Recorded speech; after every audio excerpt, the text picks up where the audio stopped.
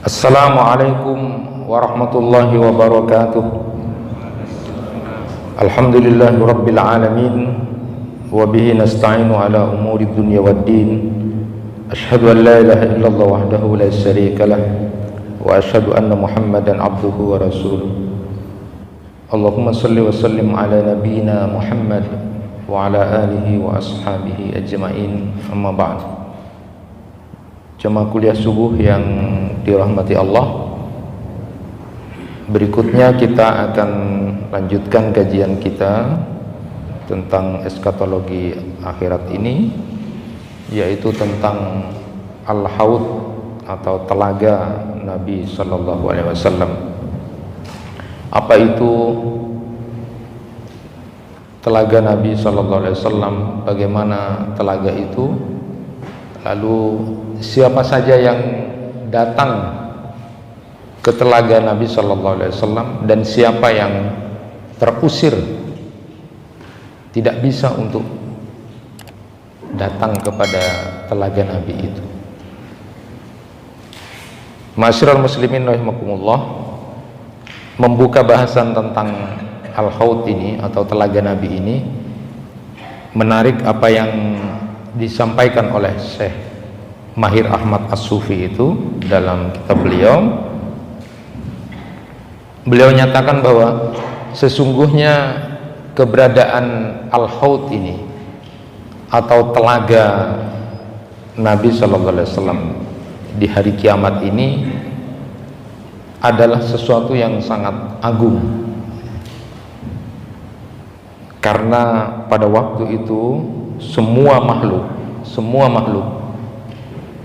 begitu sangat butuh terhadap yang namanya air. Kenapa? Karena akibat rasa haus, kerongkongan sudah begitu sangat kering, bibir sudah pecah-pecah. Dalam beberapa waktu kemudian butuh yang namanya air itu. Maka bicara tentang Al-Haud, tentang telaga itu adalah sesuatu yang agung yang diberikan Allah kepada makhluk Allah Subhanahu wa taala nanti di hari kiamat. Kita pernah merasakan pada saat puasa, musim begitu sangat panas, hari yang begitu sangat panjang, lalu kemudian bagaimana kerongkongan kita dan bagaimana juga rentetan peristiwa kesulitan di akhirat itu, sehingga kemudian ketika bahas tentang Al-Haud yang membahas tentang air telaga itu adalah merupakan peristiwa yang agung sekali, kata beliau.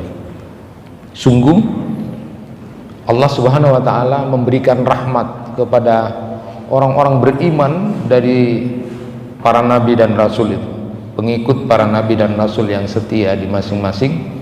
Allah berikan rahmat itu berupa Al-Haud itu pada saat butuh sekali. Lalu orang-orang kafir kepada para nabi dan rasul itu akan merasakan akibat dari perbuatan mereka. Nabi Sallallahu Alaihi Wasallam bersabda bahwa inna likulli nabiyyin hauda wa innahum yatabahuna ayyuhum aksaru waridah wa inni arju an akuna aksaruhum waridatan. Rasulullah Sallallahu Alaihi Wasallam bersabda bahwa sungguh setiap nabi memiliki namanya telaga. Mereka saling membanggakan siapa di antara mereka yang telaganya paling banyak didatangi. Dan sungguh aku berharap, kata Rasulullah Sallallahu Alaihi Wasallam, semoga akulah yang telaganya paling banyak didatangi. Jadi nanti telaga-telaga itu diberikan kepada semua nabi. Hanya yang paling besar itu adalah Al-Haudnya Rasulullah Sallallahu Alaihi Wasallam. Itu diberikan kepada pengikut-pengikut para rasul itu, yang setia, yang beriman kepada para nabi dan rasul. Mereka semuanya punya yang namanya Al-Haud itu. Bapak dan Ibu yang dirahmati Allah, sedikit saya sampaikan, dan ini untuk internal kita, tetapi karena ini sudah juga dipublikasi kemarin di beberapa pertemuan itu, orang-orang yang beragama itu kumpul, hanya sekedar dimoderasi oleh seseorang. Jadi yang dari Nasara itu, dari Kristen, diwakili oleh kardinalnya. kemudian dari Yahudi itu diwakili oleh sang rabi itu. Ketika ditanya oleh sang moderator, kira-kira dari agama-agama besar ini siapa yang masuk surga nanti? Siapa yang masuk surga itu? Karena mereka semuanya berkeyakinan masuk surga itu. Lalu kemudian para utusan agama ini, tokoh-tokoh ini kemudian menjawab, mereka sendirilah yang masuk surga, yakin dengan keyakinannya. Tetapi Islam pada waktu itu diwakili oleh Imam Muhammad Abdullah memberikan jawaban yang luar biasa, ringkas, sopan, tapi kemudian menutup semua persoalan tentang bab itu, tentang siapa yang masuk surga di antara keyakinan umat-umat beragama itu. Katanya Imam Muhammad Abdullah itu menyatakan begini, kalau Yahudi masuk surga, maka kami juga akan masuk surga, karena kami percaya kepada Nabi Musa alaihissalam itu utusan Allah juga. Kalau yang masuk surga ini adalah Nasara itu, maka kami juga akan masuk surga, karena kami percaya bahwa Nabi Isa itu adalah utusan Allah. Namun apabila kami yang masuk surga dengan rahmat Allah, maka Anda semuanya tidak akan masuk surga, karena Anda tidak percaya kepada Nabi Muhammad, Anda juga tidak percaya kepada Nabi Muhammad SAW, maka kami akan masuk surga sendirian. Saat itu kemudian ketika jawaban begitu, semuanya diam, semuanya selesai urusannya. Itulah luar biasanya. Ini sedikit memberikan penguatan kepada kita kaitannya dengan bahwa nabi-nabi itu juga nanti akan dapat al-haud, dapat telaga.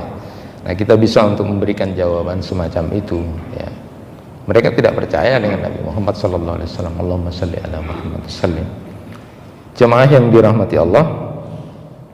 Nah, kalau merujuk kepada riwayatnya Zaid bin Arqam radhiyallahu an itu, ketika suatu saat bersama dengan Rasulullah SAW, kami singgah di suatu tempat. Lalu beliau bersabda, "Ma antum yajri'u min mi'ati alfin juz'in mimman yurid alayya al-haud." Tidaklah kalian mencapai satu dari 100.000 bagian dari orang-orang yang mendatangi telagaku, kata Rasulullah SAW. Ketika perawinya bertanya, berapa jumlah kaum muslimin pada waktu itu, tanya kepada Zaid bin Arqam itu, kurang lebih sekitar 700-800 ribu orang. Artinya kalau kita merujuk kepada ini, ya cuma 1/7, 1/8 yang kemudian mendatangi al-haud itu. Jadi ada yang tidak bisa datang, ada yang bahkan terusir dari al-haud itu. Inilah nanti yang akan kita bahas, siapa yang bisa datang ke haud, ke telaga Nabi itu, dan siapa yang tertolak, siapa yang terusir dari telaga itu. Sebagaimana yang sudah kita maklumi bersama bahwa ini adalah rahmat Allah Subhanahu wa taala kepada orang-orang mukmin, bisa mendapatkan minum di telaga itu. Sedangkan itu adalah bencana buat orang-orang kafir karena tidak bisa untuk mendekatkan dirinya jauh dari telaga untuk bisa minum ini. Pertama saya ingin sampaikan tentang sifat-sifat telaga Nabi SAW itu. Sifat al-haud itu dari kitabnya Syekh Ahmad Mustafa Mutawalli, Ar-Riyadun Nadirah fi Sahih Daril Akhirah. Beberapa hadis saja. Yang pertama, riwayat dari Sauban, saat Nabi SAW ditanya tentang air telaga atau al-haud itu, beliau menjawab, asyaddu bayatan minal laban wa ahla minal asal yaguttu fihi mizabani yamuddanihi minal jannah ahaduhuma min dhahab wal akhar min waraq. Rasulullah sallallahu alaihi wasallam sampaikan, air telaga itu lebih putih dari susu, lebih manis dari madu. Ada dua saluran yang dipasang di sana, keduanya terbentang dari surga. Salah satunya dari emas, sementara yang lain dari perak. Itu hadis pertama yang saya sampaikan. Kemudian hadis riwayat Abdullah bin Amr bin As radhiyallahu an, dia berkata, Rasulullah sallallahu alaihi wasallam bersabda, haudi masiratu syahrin ma'uhu abyadu minal laban warihuhu atyabu minal mis wa kizanuhu kanujumis sama man syariba minha fala yadma'u abada. Telagaku seluas perjalanan sebulan, airnya lebih putih dari madu, dari susu, baunya lebih harum dari kasturi, gelasnya seperti bintang di langit, banyak dan berkilap itu. Barang siapa yang meminumnya, minum di telaga Nabi Shallallahu Alaihi Wasallam itu, maka dia tidak akan merasakan haus selama-lamanya. Jadi bisa dibayangkan ini rentetan peristiwa kesulitan di akhirat itu semua butuh terhadap air. Maka sangat agung kalau berbicara tentang rahmat Allah yang bernama Al-Haud ini, yang diberikan Allah kepada para nabi itu. Nah, dalam hadis-hadis yang lain Rasulullah SAW menyebut luas telaga ini atau Al-Haud ini dengan tempat, tapi juga yang tadi disebutkan dengan waktu perjalanan sebulan. Tetapi di hadis-hadis yang lain beliau menyebutkan dari tempat ini ke tempat ini. Saya bacakan misalnya. Yang pertama hadis riwayat Huzaifah bin Yaman, inna haudi la'abadu min ailah min adad. Sesungguhnya telagaku luasnya lebih jauh dari jarak Ailah dan Aden. Kemudian hadis riwayat Jabir bin Abdullah, wal haudu ma baina Ailah ila Makkah, dan telaga itu luasnya seperti Ailah sampai Makkah. Riwayat dari Abdullah bin Umar atau Ibnu Umar itu, wa inna sa'atahu ma bainal Kufa ilal hajaril aswad, dan sesungguhnya luasnya telaga itu antara Kufah sampai Hajar Aswad. Nah, ini menurut keterangan dari Imam Al-Qurtubi itu dalam At-Tazkirahnya, beliau menyatakan sebagian orang berpendapat bahwa hadis tentang telaga ini atau Al-Haud ini terjadi keguncangan, terjadi perselisihan, karena seolah-olah tadi kan berbeda-beda dari ini ke ini, tapi di lain waktu Rasulullah menyatakan dari ini ke ini, tetapi di lain waktu Rasulullah menyebut telagaku seluas jarak perjalanan dan sebagainya. Itu seolah-olah ada pertentangan, seolah-olah ada keguncangan dalam hadis itu. Tetapi kata beliau, ketahuilah bahwa itu tidak sama sekali berbicara tentang keguncangan hadis atau masalah jarak, waktu dan luas itu berbeda, bukan. Tetapi Rasulullah SAW berbicara dengan umat atau kelompok umat pada waktu itu sesuai dengan tempatnya. Jadi kalau berbicara, kalau di kita misalnya kalau berbicara dengan orang Madura dari ini ke ini supaya paham. Kalau berbicara di Surabaya dari ini ke ini, luasnya seperti itu. Jadi bukan bertentangan, tetapi memang pada waktu itu Rasulullah menyampaikan hadis-hadis itu sesuai dengan audien yang ada pada waktu itu, dan sama sekali tidak terjadi pertentangan. Nah, jadi kalau begitu sifat-sifat telaga itu bisa kita simpulkan antara lain diantaranya bahwa air di telaga itu lebih putih dari susu, lebih manis dari madu, lebih harum dari kasturi. Ada dua saluran yang dipasang di sana yang terbentang dari surga. Nanti kita bahas itu. Kemudian gelas-gelas yang ada di situ banyak dan berkilap seperti bintang. Kemudian yang meminum air di haud itu tidak akan pernah merasakan yang namanya haus selama-lamanya. Itu diantara sifat tentang al-haud atau telaga. Nah, Bapak Ibu yang dirahmati Allah, sekarang singkatnya, siapa saja yang bisa mendatangi al-haud itu? Siapa yang bisa mendatangi al-haud itu? Nah, beberapa hadis Rasulullah SAW akan saya sampaikan. Pertama, riwayat dari Abu Hurairah. Ada riwayat yang menarik saat Nabi menjelaskan tentang al-haud ini, tentang orang-orang yang akan datang ke telaga ini. Qalu ya Rasulullah ata'rifuna yawma idin? Qala na'am, lakum sima laysat li ahadin minal umam tariduna alayya gurram mutahajjalina min asaril wudu. Rawahu Muslim. Ketika para sahabat bertanya, ya Rasulullah, apakah engkau bisa mengenali kami saat itu? Beliau lalu menjawab, iya, kalian memiliki tanda yang tidak dimiliki oleh seorang pun dari umat-umat yang lain.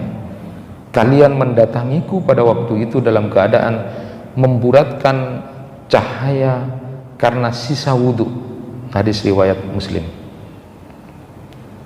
Jadi berdasarkan riwayat ini, paling tidak orang yang biasa berwudhu, artinya menjaga wudhunya, artinya ada kaitannya dengan menjaga sholatnya, maka dialah orang-orang yang nanti akan dikenali oleh Rasulullah SAW yang bisa mendatangi al-haud itu, yang biasa menjaga wudhu, yang biasa menjaga sholat, maka dialah yang kemudian merupakan tanda yang tidak bisa ada pada umat-umat yang lain. Hadis ini memberikan dalil kepada kita bahwa keistimewaan orang-orang yang biasa menjaga wudhu itu. Nah, sekedar bercerita, Ibnul Jauzi itu pernah menceritakan, suatu saat aku pernah melihat seorang nenek yang wudhu sebelum salat duhur. Sebelum salat duhur, kira-kira beberapa waktu sebelum adzan zuhur. Saat aku tanya, kata Ibnu Jauzi, apa sudah adzan duhur, wahai ibu? Gitu, seorang nenek ditanya, apa sudah duhur ya bu ya? Lalu kemudian nenek itu menjawab, ana adhabu ilaihi qabla ayyunadini. Saya pergi menemui Tuhanku sebelum dia memanggil aku. Dijawab begitu, lalu Ibnul Jauzi menyatakan, fa'alimtu anni abdun su. Barulah aku sadar bahwa aku ini sebenarnya adalah seorang hamba yang masih belum baik, masih jelek. Artinya betapa seorang nenek ini terbiasa mengambil wudhu sebelum waktu azan, sebelum waktu dipanggil oleh Allah. Sampai kemudian Ibnu Jauzi mengatakan, kalau aku masih sesudah itu, artinya betapa diriku ini masih jauh lebih jelek daripada nenek ini. Ini contoh bahwa keutamaan atau keistimewaan orang-orang yang biasa menjaga wudhunya nanti akan dikenali oleh Rasulullah, gurram mutahajjalin. Jadi ada semburat cahaya dari sisa wudhu itu, dan itu tidak ada pada umat-umat yang lain. Yang kedua, riwayat dari Sauban radhiyallahu an, qala inni labi ukri haudi adudun nas li ahli Yaman adribu bi asaya hatta yarfadda alaihim. Nah, suatu saat Rasulullah SAW menggambarkan bahwa sesungguhnya saya nanti di tempat telagaku itu, kata Rasulullah SAW, saya mengusir orang-orang karena orang Yaman. Saya menggiring dengan tongkatku sampai mereka menjauh dari orang-orang Yaman. Jadi yang didahulukan pada waktu itu orang-orang Yaman, kata Rasulullah SAW.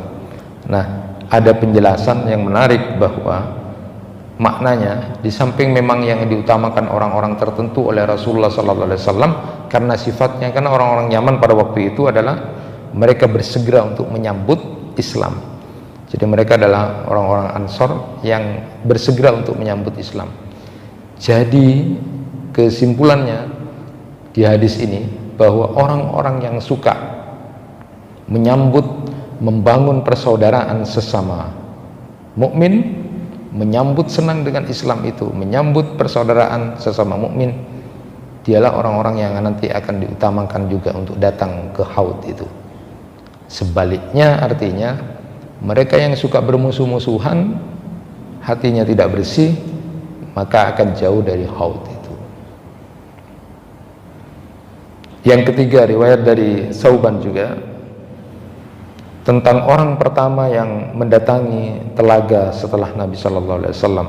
Nabi Sallallahu Alaihi Wasallam bersabda, "Awwalun nas urudan alaihi fuqara'ul muhajirina as-su'su ru'usa ad-dunsu siyaba alladina la yankihuna al-mutanaimat wa la tuftahu lahum as-sudan." Manusia pertama yang mendatangi telagaku adalah kaum fakir muhajirin, rambutnya lusuh dan berpakaian kotor, mereka yang tidak menikah dengan wanita-wanita kaya, dan pintu-pintu yang tertutup tidak dibukakan untuk mereka. Itu artinya orang yang zuhud. Orang yang zuhud.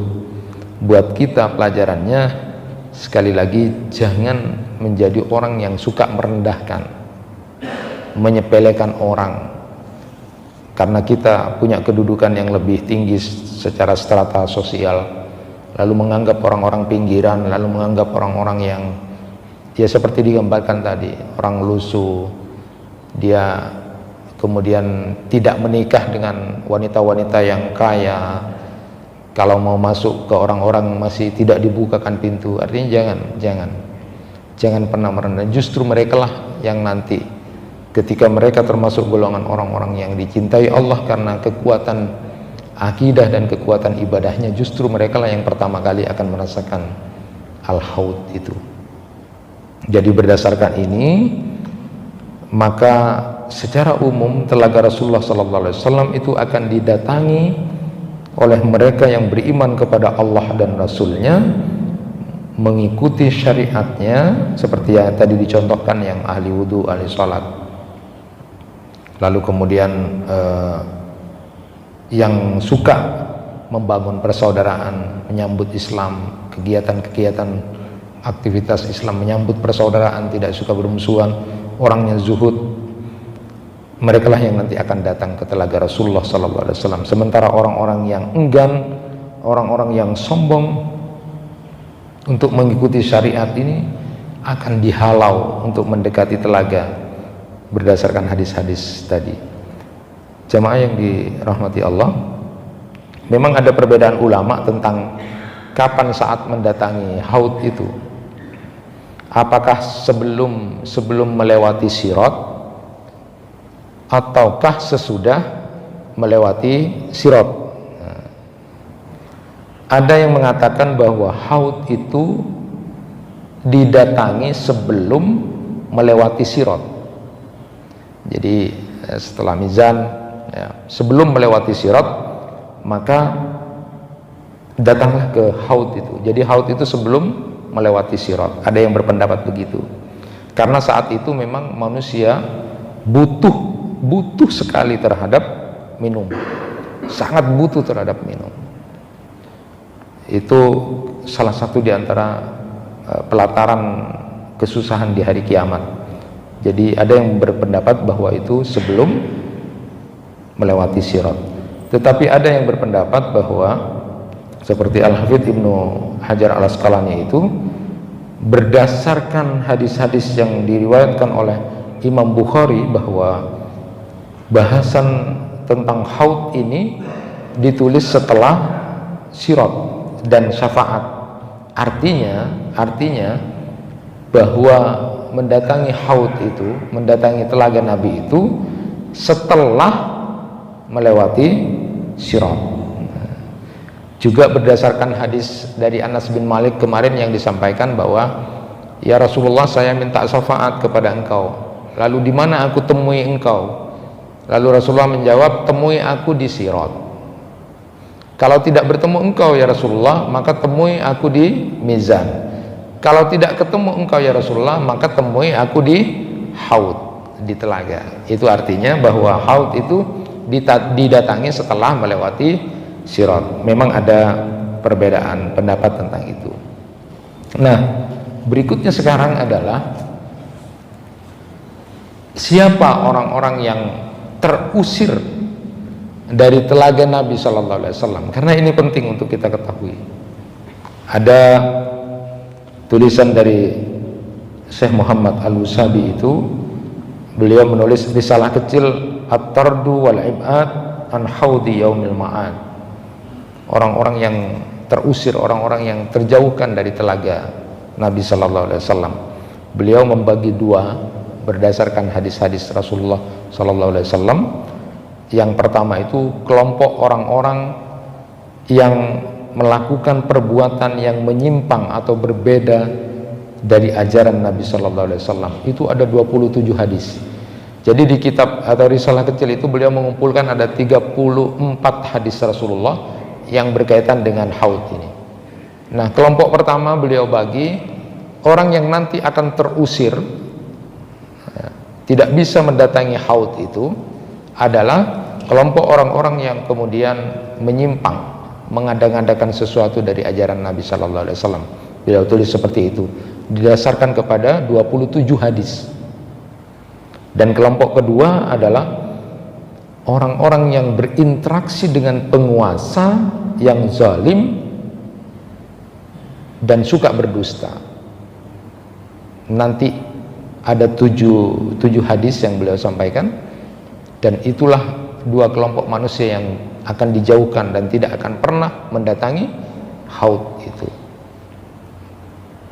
Yang pertama, saya sampaikan hadis kelompok pertama saja, satu saja. Hadis riwayat Ibnu Mas'ud radhiyallahu anhu.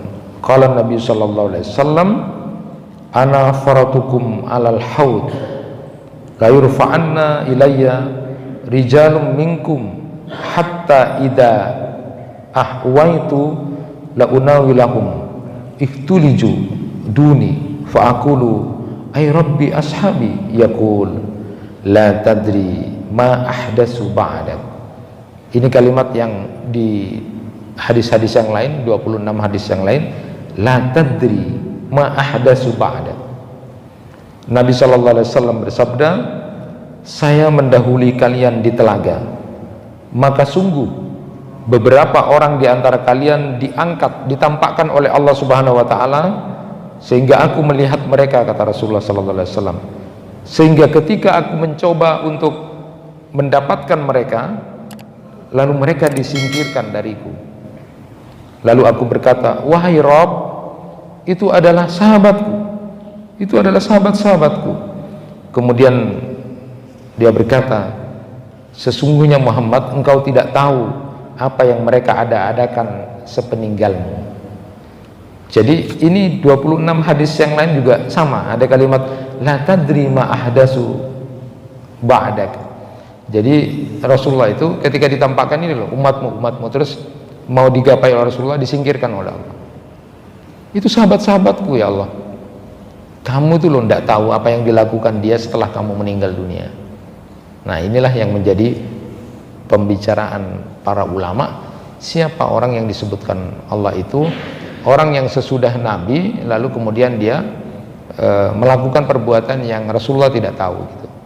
Maka diantaranya Imam An-Nawawi itu dalam Syarah Muslimnya menerangkan bahwa kalimat la tadri ma ahdatsu ba'dak, kamu tidak tahu apa yang mereka lakukan sesudah kamu meninggal, itu maknanya pertama yang dimaksud orang-orang itu adalah orang-orang yang munafik dan murtad. Jadi orang-orang munafik dan murtad setelah Rasulullah SAW meninggal. Yang kedua, ada yang berpendapat, dan ini pendapat yang paling rajih gitu, bahwa yang dimaksud itu adalah orang-orang yang murtad setelah Nabi SAW meninggal. Mereka memang pernah bertemu dengan Rasulullah, tapi ketika Rasulullah sudah meninggal, mereka kemudian balik lagi ke agamanya yang lain, menjadi murtad. Itulah orang-orang yang tidak akan mendekatkan dirinya kepada haud dan bahkan akan diusir dari haud. Dan ada yang berpendapat bahwa kelompok orang-orang ini adalah pelaku maksiat dan dosa besar yang mati di atas tauhid serta ahli bid'ah yang belum sampai keluar dari Islam. Itulah orang-orang yang akan terusir dari haud itu. Al-Hafidz Ibnu Abdul Bar menyatakan semua yang mengada-ngadakan perkara baru atau bid'ah dalam Islam termasuk golongan orang yang akan diusir dari haud, seperti kaum Khawarij, Rafidah, dan semua yang suka memperturutkan nafsunya, termasuk orang-orang zalim, orang-orang yang melakukan kejahatan, merampas hak orang lain dengan terang-terangan, melakukan dosa besar. Mereka ini dikhawatirkan termasuk kelompok orang-orang yang nanti akan terusir dari haud telaga Nabi Sallallahu Alaihi Wasallam. Itu pendapat dari Al-Hafidz Ibnu Abdul Bar. Nah, secara spesifik juga disebut dalam hadis riwayat Anas bin Malik itu, sinfani min ummati la yaridani alal haud wa la yadkhulanil jannah al-qadariyah wal murji'ah. Dua golongan umatku yang tidak akan mendatangi telaga dan tidak akan masuk surga, yaitu Qadariyah dan Murji'ah.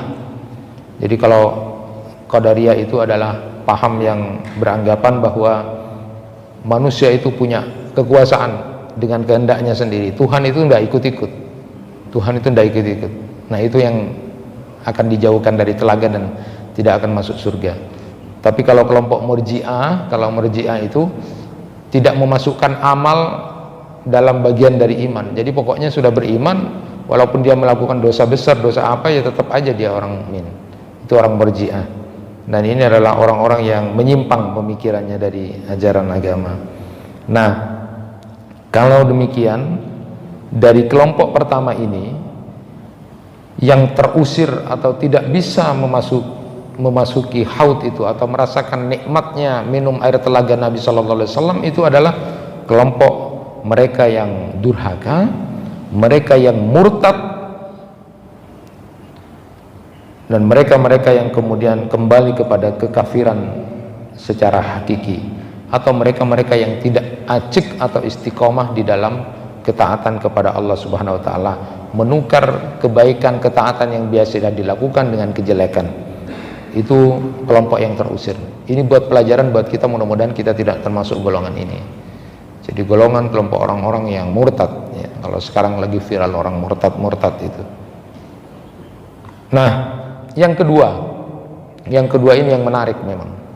Ternyata dari 7 hadis Rasulullah yang berkaitan dengan haud ini, di samping tadi disebutkan adalah orang yang murtad, orang melakukan penyimpangan setelah Nabi Muhammad SAW meninggal dunia dan tidak akan mendekati kepada haud itu. Kelompok yang kedua ini adalah tentang interaksi orang dengan penguasa.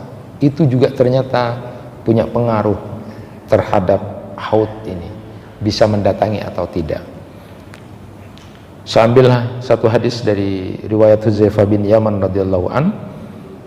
Qala sayakuna ba'di umara yakdibuna wa yadlimuna faman saddaqahum bikadibihim wa man a'anahum ala zalamihim falaysa minni walastu minhu wala yaridu alayya al-haud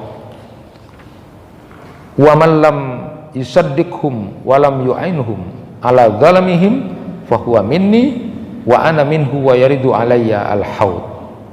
Rasulullah sallallahu alaihi wasallam bersabda, akan ada sepeninggalku para penguasa yang berdusta dan zalim.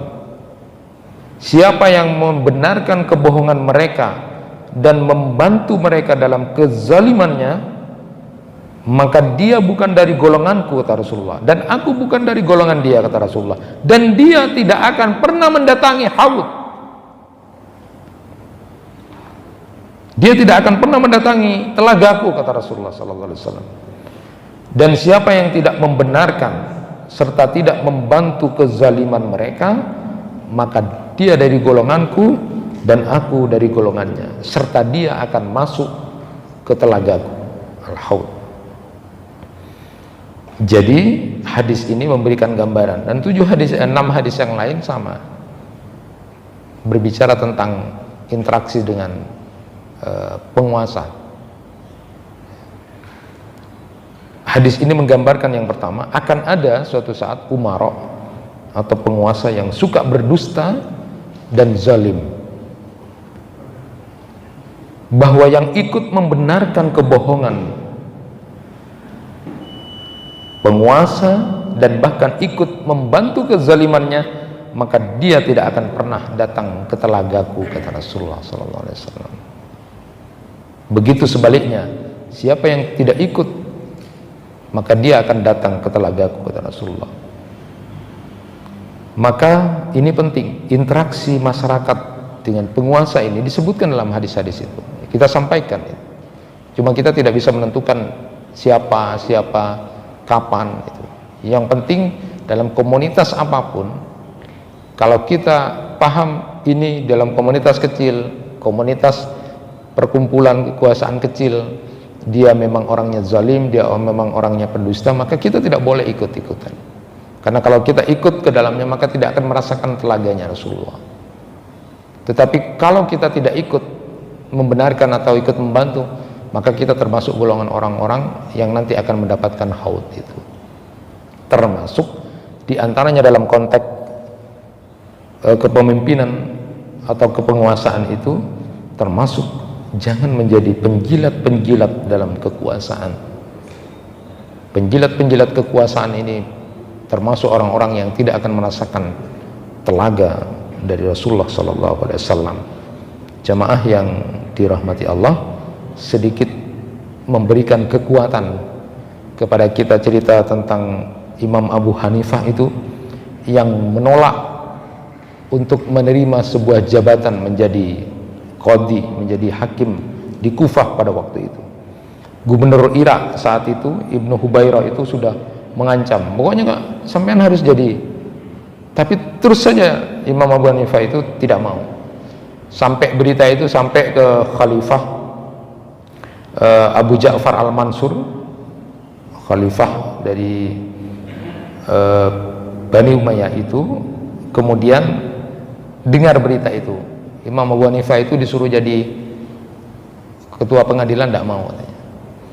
Ketika itu dipanggil sama Khalifah, tanya, sampean jadi? Saya tidak mau, saya menolak itu. Kamu tidak suka dengan kebijakanku, saya tidak pantas, saya tidak layak untuk menjadi memimpin qadhi di pengadilan di Kufah itu. Anda bohong, katanya Ja'far itu. Katanya Khalifah Abu Ja'far, Anda bohong mengatakan tidak pantas. Nah, itu sampean bilang saya bohong. Kalau saya disuruh jadi hakim, pembohong, ya salah milih saya, katanya. Sampean sendiri yang bilang saya bohong. Akhirnya karena termakan oleh omongannya sendiri, Khalifah itu takut. Pokoknya sampean mau atau tidak? Kalau enggak, akan saya hukum dan saya penjara. Tapi Imam Abu Hanifah kokoh, ya terus saja dia tidak mau, menolak. Akhirnya kemudian dihukum, dipenjara. Lalu kemudian Imam Abu Hanifah itu mengungkap, Rabbi asijinu ahabbu ilayya mimma yad'unani ilaih. Sama seperti waktu Nabi Yusuf alaihissalam itu. Kemudian saya lebih memilih penjara daripada saya harus menerima tawaran untuk mendapati atau menerima untuk menjadi qadhi atau menjadi hakim, ya. Sampai kemudian Imam Abu Hanifah ini dipenjara terus, diintimidasi itu, sampai kemudian meninggal di sana. Ada yang mengatakan bahwa beliau diracun atas perintah khalifah pada waktu itu. Ini cerita-cerita orang yang menolak tentang jabatan ini, karena memang berbahaya. Nah, apakah kemudian menerima jabatan itu kemudian semuanya salah? Enggak juga. Kalau kemudian keberadaan kita akan punya pengaruh untuk bisa merubah, maka kita harus merebut, ya. Tetapi kalau kemudian berbahaya buat diri kita, karena nanti orang-orang yang lemah dan tidak kuat itu berada di pusaran jabatan, hancur dia di akhirat. Tapi kalau dia kuat, bisa punya kekuatan untuk memanage dengan baik, kalau nanti dipakai atau direbut oleh orang lain justru akan berbahaya, maka dia ambil. Jadi ini tergantung kepada kekuatan, tetapi hati-hati bahwa pusaran kekuasaan ini bisa membahayakan nasib seseorang di akhirat. Kira-kira kalau orang sekarang ditawari begitu, mau. Bahkan saya yang pantas, gitu kan? Rebutan kalau sekarang. Kalau ini enggak, malah. Nah, yang menarik itu berkaitan dengan itu adalah kalau sekarang ada istilah gratifikasi itu haram itu ya, karena itu bagian dari korup. Maka itu pernah itu zamannya Umar bin Abdul Aziz sudah begitu. Suatu saat Umar bin Abdul Aziz itu berpidato di depan publik. Dia menyatakan, fa inna haula'i a'taunal ataya ma kana yanbaghi lana an na'khudha wa ma kana yanbaghi lahum ayyutunaha wa inni qad bada'tu bi nafsi wa ahli baiti. Memang luar biasa karena Umar bin Abdul Aziz itu dikenal sebagai seorang pemimpin yang luar biasa. Beliau menyatakan, mereka telah menghadiahiku sesuatu yang tidak layak kuterima dan tidak patut pula mereka memberikannya kepadaku. Aku sendiri dan keluargaku akan memulainya saat ini, kata Umar bin Abdul Aziz. Jadi ada orang-orang yang beri hadiah kepada penguasa itu. Itu sebenarnya tidak pantas aku nerima, wong aku orang mampu gitu bahasanya. Mereka yang pantas mendapatkan harta itu, kok dibuang-buang, kok dikasihkan aku. Berarti ada niat yang lain itu. Maka model gratifikasi ini termasuk riswah suap. Jadi kalau bawahan-bawahan kasih upeti itu, tidak ada itu yang tidak ada niat itu. Oh, ikhlas nih kak, ikhlas tidak ada itu. Maka itu adalah haram, riswah. Nah, ketika beliau menyatakan lagi, kanatil hadiyatu fi zamani Rasulillah sallallahu alaihi wasallam hadiyatan wal yauma riswah.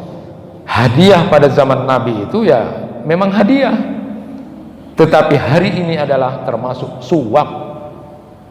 Yang sekarang dikenal dengan gratifikasi itu memang haram. Itulah yang disampaikan oleh Umar bin Abdul Aziz. Dulu memang iya, kalau bapak ibu biasa memberi hadiah, temannya kebetulan jadi penguasa, jadi pemimpin, lalu kemudian ibu bapak ngasih hadiah, tidak apa-apa, karena dulu sebelum jadi pejabat penguasa sudah sering ngasih. Tapi ini tidak pantas. Mestinya dia yang butuh kok ngasih malah ke aku dengan kata-kata ikhlas nih kak, ikhlas tak apa. Itu ada maksud dan itu adalah gratifikasi. Dan orang-orang seperti inilah yang nanti akan jauh dari haud Rasulullah Sallallahu Alaihi Wasallam, karena dia berinteraksi dengan pimpinan atau penguasa salah karena dia menjilat untuk mendapatkan jabatan tertentu. Na'udzubillah. Jangan tukar akhirat kita dengan urusan dunia. Berhati-hatilah. Kitalah yang tahu kemampuan kita dan di mana kita meletakkan diri kita, sehingga kita tidak menjadi orang-orang yang menyesal karena tidak mendapatkan haud, air telaga Rasulullah, yang itu sangat dibutuhkan di atas kesulitan di akhirat nanti. Mengakhiri kajian tentang haud ini, saya sampaikan hadis Anas bin Malik, data yaumin baina adhurina id aghfa ikfa'an summa rafa'a rasahu mutabassiman faqulna ma adhakaka ya Rasulullah, qala unzilat alayya anifan surah faqara'a bismillahirrahmanirrahim inna a'tainakal kautsar fasalli li rabbika wanhar inna syani'aka huwal abtar. Summa qala atadruna mal kautsar faqulna Allah wa rasuluhu a'lam, qala fa innahu nahrun wa adanihi rabbi azza wa jalla alaihi khairun kasir wa haudun taridu alaihi ummati yaumal qiyamah. Saat kami suatu saat berkumpul bersama Rasulullah di masjid ini, di suatu masjid gitu, lalu kemudian beliau seperti terserang kantuk. Kalau bahasa kita itu tartib sakone gitu, tartib gitu. Jadi akfa gitu. Tidur ringan gitu di masjid. Kemudian beliau mengangkat kepalanya sambil tersenyum. Maka kami pun berkata, kata para sahabat, apa yang menyebabkan anda tersenyum, tertawa ya Rasulullah? Lalu kemudian Rasulullah menjawab, barusan aku dapat wahyu, bismillahirrahmanirrahim, inna a'tainakal kautsar fasholli li rabbika wanhar inna syani'aka wal abtar. Kemudian beliau berkata, tahukah kamu apa al-kautsar itu? Kami pun berkata, Allah dan Rasulnya yang lebih tahu. Beliau bersabda, sesungguhnya al-kautsar itu adalah sungai yang dijanjikan kepadaku oleh Rabbku Allah Azza wa Jalla, yang di dalamnya ada kebaikan yang sangat banyak. Dia adalah telaga yang akan didatangi umatku pada hari kiamat. Nah, pertanyaannya sekarang, apakah haud telaga Nabi itu adalah al-kautsar? Maka menurut Imam Ibnu Hajar al-Asqalani dalam Fathul Barinya, beliau menyatakan telaga Nabi SAW bukan al-kautsar, karena al-kautsar itu ada di surga, sementara telaga Nabi ada di luar surga. Hanya saja haudnya Rasulullah itu airnya mengalir dari al-kautsar, dari sungai yang ada di surga, yang memang akan diberikan Allah kepada Rasulullah SAW. Karena al-kautsar itu punya ciri-ciri yang sama dengan haud Nabi SAW. Wallahu a'lam bishawab. Yang terpenting buat kita adalah jangan sampai terusir dari haud, karena pada waktu itu kebutuhan terhadap air yang diantara sifatnya adalah setelah meminum itu tidak akan lagi kehausan selama-lamanya, itu tentu sangat dibutuhkan orang-orang yang berada di hari kiamat. Mudah-mudahan kita termasuk hamba-hamba Allah, umatnya Nabi Muhammad, yang bisa kemudian mendapatkan syafaat dan bisa minum dari telaga Rasulullah SAW. Itu yang bisa disampaikan, mudah-mudahan bermanfaat. Subhanakallahumma wa bihamdika asyhadu an la ilaha illa anta astaghfiruka wa atubu ilaik. Wassalamualaikum warahmatullahi wabarakatuh.